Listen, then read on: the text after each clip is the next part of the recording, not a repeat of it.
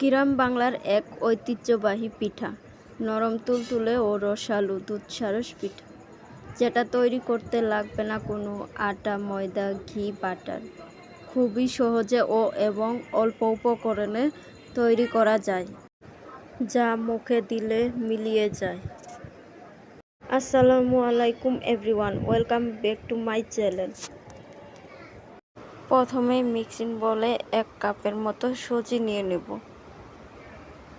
সুজিটা ভাজা নিয়েছি, আলাদা করে আর ভাজতে হবে না।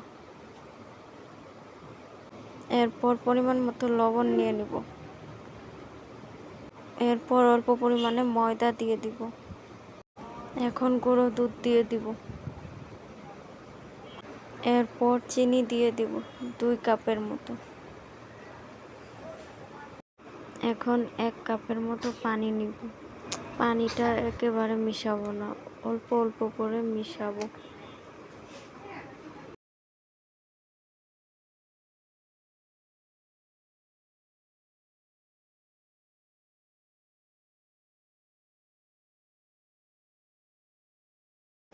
ব্যাটারটা পাতলাও হবে না, আবার ভারীও হবে না, ঠিক এরকমভাবে নিতে হবে বানিয়ে।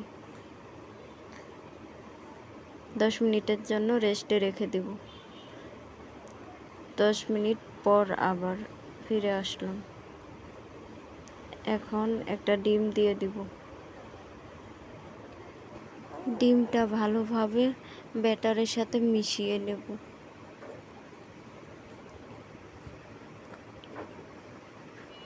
মেশানো হলে এক সাইডে রেখে দিব।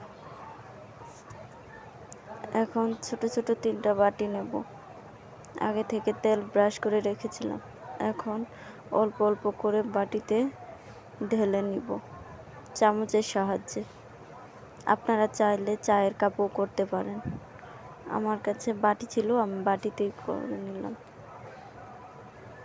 এখন একটা কড়াইয়ে পানি দিয়ে স্ট্যান্ড বসিয়ে বাটিগুলো দিয়ে দিব। এখন ঢাকনা দিয়ে ঢেকে দিব। আধা ঘন্টার মতো রান্না করে নিব। আধা ঘন্টা পর ফিরে আসলাম। দেখুন কত সুন্দর হয়েছে। এখন একটা কাঠির সাহায্যে দেখে নিব। মাশাআল্লাহ, পিঠাগুলো অনেক সুন্দর হয়েছে। এখন নামিয়ে নেব একটা একটা করে। একটা চাকুর সাহায্যে পিঠাটা ছাড়িয়ে নেব সাইড দিয়ে। দেখুন কিভাবে করছি। এখন পিঠার শিরা বানানোর জন্য একটা ফ্রাই প্যানে প্রথমে গুঁড়ো দুধ দিয়ে দিলাম, পরিমাণ মতো চিনি দিয়ে দিলাম, এরপর পানি দিয়ে দিব।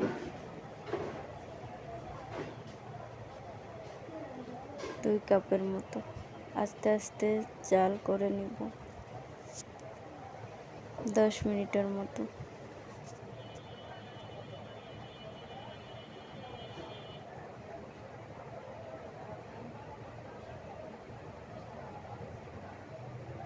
এখন দুধের এটা নামিয়ে সরাসরি পিঠাতে দিয়ে দিব।